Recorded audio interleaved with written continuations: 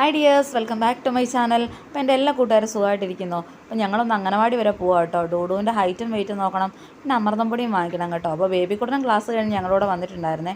അങ്ങനെ ഞങ്ങൾ അംഗനവാടി എത്തി കേട്ടോ. കുഞ്ഞുമക്കളൊക്കെ ഞങ്ങളെ കണ്ടപാടെ പുറത്തോട്ട് ഇറങ്ങി വന്നേ. ഇവരെ കാണുമ്പോൾ ഡൂഡ് ഭയങ്കര ഹാപ്പി കേട്ടോ, ഭയങ്കര കളിയും ചിരിയും.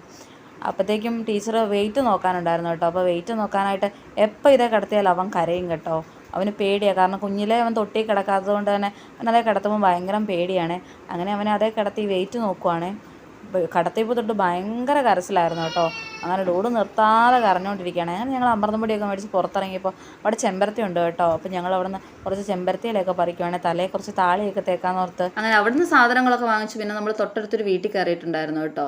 അപ്പോൾ അതൊക്കെ കഴിഞ്ഞ് പിന്നെ പോയത് വള്ളിത്തോടിനാണ് കേട്ടോ. അവിടെ പോയിട്ട് ചേട്ടായിക്ക് ഒരു ചെരുപ്പും പിന്നെ എനിക്ക് കുറച്ച് ഫാൻസിയൊക്കെ വാങ്ങിക്കാനുണ്ടായിരുന്നേ. അപ്പം ഞാനൊരു ബോഡി ലോഷനും ഒരു വാസ്ലിനും പിന്നെ ഒരു കൊച്ചിനൊരു കല്ല് പെൻസിലൊക്കെ വാങ്ങിച്ചു കേട്ടോ. ഇത് പുതിയൊരു കടയാണ്, ഇവിടെ തന്നെ ഫാൻസിയും ഉണ്ട് ഫുട്വെയറും ഉണ്ട്. അപ്പം നല്ല കമ്മലും നല്ല നെയിൽ പോളിഷും ഒക്കെ ഉണ്ട് കേട്ടോ. നല്ലൊരു കടയാണേ. പിന്നെ ചേട്ടായിക്കൊരു ചെരുപ്പും വാങ്ങിച്ചിട്ടുണ്ടായിരുന്നേ. പിന്നെ ബേബിക്കുട്ടന് ഷൂ നോക്കിയപ്പോൾ അവൻ്റെ പാകത്തിനുള്ളതില്ലായിരുന്നു കേട്ടോ. പിന്നെ മേടിക്കാമെന്ന് വിചാരിച്ചു. അപ്പോൾ ഈ കടയിനോട് ചേർന്ന് തന്നെ ഒരു ഐസ് പോയിന്റ് ഉണ്ടായിരുന്നു കേട്ടോ. പാലും പഴം എന്നാണ് പേര്. ഈ ഐസിൻ്റെ പേര് തന്നെ പാലും പഴം എന്നാണ്. അതിന് പല ഫ്ലേവേഴ്സ് ഉണ്ടായിരുന്നേ. അപ്പം ആ ചേട്ടൻ പറഞ്ഞതിനകത്ത് മിൽക്കിൻ്റെ കണ്ടൻറ്റ് കൂടുതലും വെള്ളത്തിൻ്റെ കണ്ടൻറ്റ് കുറവുമാണ്. അപ്പം ഞാൻ ഡേറ്റ്സും നട്ട്സും കൂടെ ഉള്ളൊരു ഫ്ലേവറാണ് വാങ്ങിച്ചത്. അപ്പം ഞങ്ങൾ ഓർത്തൊന്ന് ടേസ്റ്റ് ചെയ്ത് നോക്കാമെന്നേ. പക്ഷേ ഞങ്ങൾ ടേസ്റ്റ് ചെയ്ത് നോക്കി കേട്ടോ, നല്ല അടിപൊളി ടേസ്റ്റാണ്. നല്ല നട്ട്സൊക്കെ കടിക്കാൻ കിട്ടുന്നുണ്ട്, നല്ല ഡേറ്റ്സിൻ്റെ ചുവയുണ്ട് കേട്ടോ.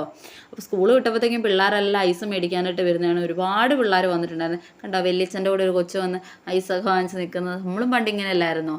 പിന്നെ ഞങ്ങൾ അവിടെ നിന്ന് നെന്മയിൽ പോയി. അവിടെ പോയിട്ട് ചൂലും പിന്നെ വീട്ടിലോട്ട് വേണ്ട കുറച്ച് സാധനമൊക്കെ മേടിക്കണ്ടായിരുന്നു. അപ്പം ഞാനൊരു ചൂലൊക്കെ കയ്യിലേന്തി നിൽക്കുവാണേ. പിന്നെ ബേബിക്കൊണ്ടൊരു ബ്രഷ് വാങ്ങി.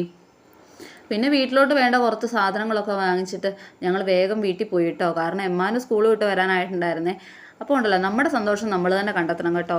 അവരെന്നെ സന്തോഷിപ്പിക്കട്ടെ ഇവരെന്നെ സന്തോഷിപ്പിക്കട്ടെ എന്ന് നോക്കിയിട്ട് നമുക്ക് ഒരിക്കലും ജീവിതത്തിൽ സന്തോഷം കിട്ടില്ല കേട്ടോ. അപ്പോൾ ടാറ്റാ.